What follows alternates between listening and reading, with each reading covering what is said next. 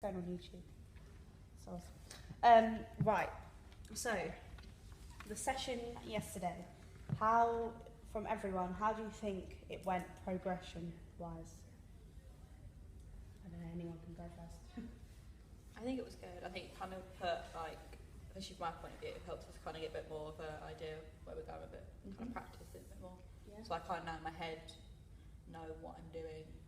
Yeah. Things. And as a sprite, how did you feel my direction, from your point of view, helped you like form more of a structure and more of a, shall I say, stepping stones towards the finishing product, if that makes sense at all? Yeah, I think it's helpful because it kind of like, it was like in layers as such, was kind of okay, that this is kind of what you're saying, okay, so what kind, because we did like the colours as such, so it's like, okay, the colours kind of present what my sprite kind of feels, what its emotions are, so it kind of helped me then think, okay, so when I'm saying these lines, how would my sprite, in this sense, be saying it? And kind with of you being restricted as well, did that help you play a little bit more? Yeah, it kind of helped me because I see, when you're doing improvising before, I'm moving around, I'm not really good at it. With that, it kind of makes me think, okay, this is what I can and can't do. Yeah, So, yeah. Alex, from watching it, what sort of feedback can you give for possibly the next session? I think just that one session, I saw like so much improvement in your relationship together on the stage. I think just work on that really, like hammer that home. If you guys can get like free moments just to run lines together. Yeah, definitely. It will help the speed and the energy in the scene as well. Especially because there's only really two characters in the whole play, really.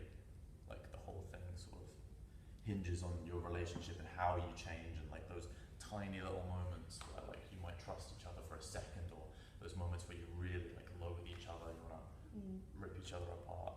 Maybe underline words and action it, and then think about the subtext behind it. So why would you be saying it that way? Or for example, when you doing the explaining about what the creatures could do to him, underline those words and then put an action next to it, because that will help you in rehearsal to be able to produce a better product, if you want to think about it like that. James, what about you? Well, from a rhyme perspective or performing? Both. Performing, so useful having the lights. Definitely, like, really helped me set the tone. Like, the first time, obviously, was like a bit rusty, but like felt like you say, the more we did it, the better I felt like the relationship was getting. Like, the more I said the lines, the more I could remember them, the more I could think less about them and what I was doing. And like, direction was really useful. You know, even if it's simple stuff like you've got to move more, you've got to find the dips and the peaks in the text. Like, it's really useful stuff. And the actioning thing, like, I'm definitely going to do that. Yeah. Like, definitely.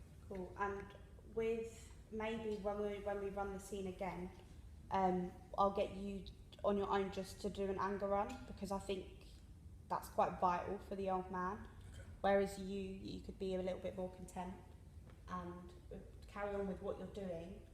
But I think for it to pick the pace up, we need to do an anger run with just you, and then see then how you would react to how he is. Yeah. So I think that would be quite vital for us to do next. With the lights, with it being orange, we're thinking about getting a purple instead as well for the middle light. So when we do the story of the dancing bear, the space will light up purple instead of just staying orange, because then it will set the scene more. When you walked into the space yesterday, how did it make you feel? Did it make you feel that you wanted to work, or did it sort of like disable you from just looking more? I don't know. How did you feel? I felt like seeing the lights and like all the set and stuff, like it's going to be set like that on stage, so like it gave us that feel. Like I wasn't in it much yesterday because it was them two characters, but it still like gave the sense of feel because it wouldn't be in other scenes as well.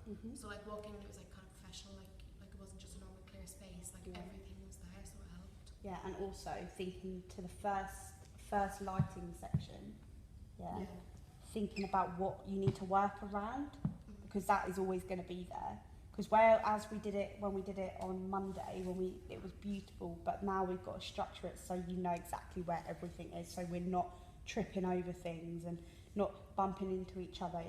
We're going to make it a little bit more structured, which we'll do over the course of this week. Yeah, Alana, having the approach to the dancing bear, how are you feeling about that? I think I'm feeling quite confident about it, even though in the real thing it's going to be chains. I just used like rope for now, which was a little bit uncomfortable. But I think having that like kind of gives me like chance to like play around with the movement that I did, similar with my Titus and Jonica's monologue. Yeah. I think even though I done it big then, now I can do it even bigger yet to show that, you know, the dancing bear he is in pain, or like he is like really, because sort of like I imagined it as a torture scene, but not actually a torture scene. That kind of makes sense, like not him like being beaten up or anything. So yeah. Wicked. Cool guys. Thanks. Turn it off now.